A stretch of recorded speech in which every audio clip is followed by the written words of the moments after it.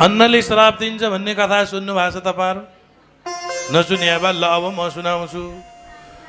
कसैले भात पस्क्यो, घरका मान्छेले, घरका मालिकनीले अथवा बाबाले भात पस्कनु भयो, दाल पस्कनु भयो, खाने बेलामा यति नमिठो भनेर फ्याँक्यो भने, आधा खाएर फ्याँक्यो भने त्यो फ्याँकिएका भातले, रोटीले, सब्जीले श्राप गर्छ।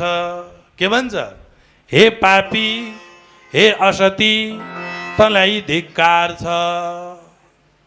म कति ठाउँबाट बचेर आएँ लौ सुन, त अन्नले भन्छ। कसरी?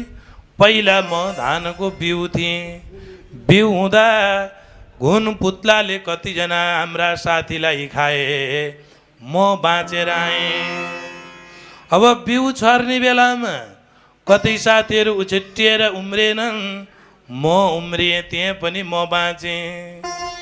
फेरि बिउको धानको बिउ तयारी भएर च्याप्ने बेलामा कति साथीहरू जरै चुटिएर मरेर सत्यानाश भए बिचरा, म बाँचेँ।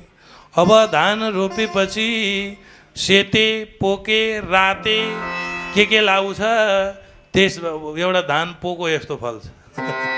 देख्नु भएको छ? ख्याल गर्नु भएको छ? यस्तो कालै पोको डल्लो फल्ने, काम नकासितको पोके, त्यसैको नाम पोके हो।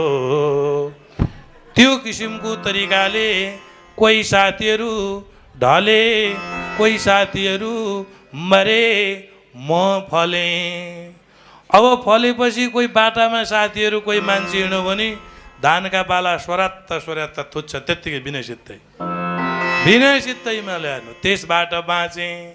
अब धान काट्ने बेलामा कति साथी उछिट्टिएर मरे, म बाँचेँ। झाँट्ने बेलामा फेरि मरेँ, कति साथी मरे, म बाँचेँ। मिलमा लएपछि कति मेरा साथीको धुलो पिठो भयो भएन, म बाँचेँ। ल्याएर आमाले टेस पार्दा कति साथीहरू उछिट्टिएर भागे, म बाँचेँ। त्यही पनि कोही त जति जे भने पनि जान्छ यार, सम्हालिन्न।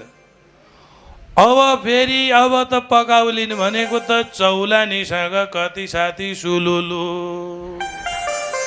अलिकति ध्यान दिएन भने त कति छिटो।